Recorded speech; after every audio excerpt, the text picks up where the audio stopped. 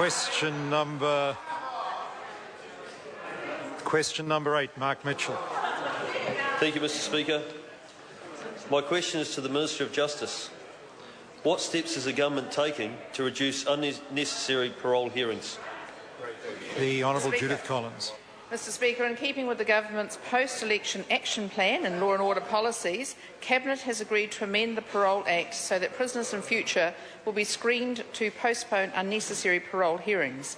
The maximum interval between parole hearings will be increased from 1 year to 2 years for all offenders, and the maximum postponement of parole hearings for offenders serving long sentences will be increased to 5 years.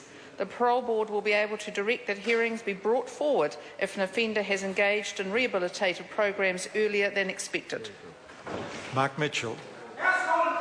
What will be the benefits from reducing unnecessary parole hearings?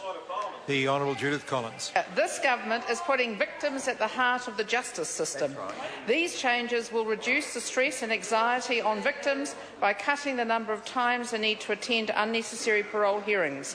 It will enable the Parole Board to better focus its time on those offenders who have a more genuine chance of getting parole.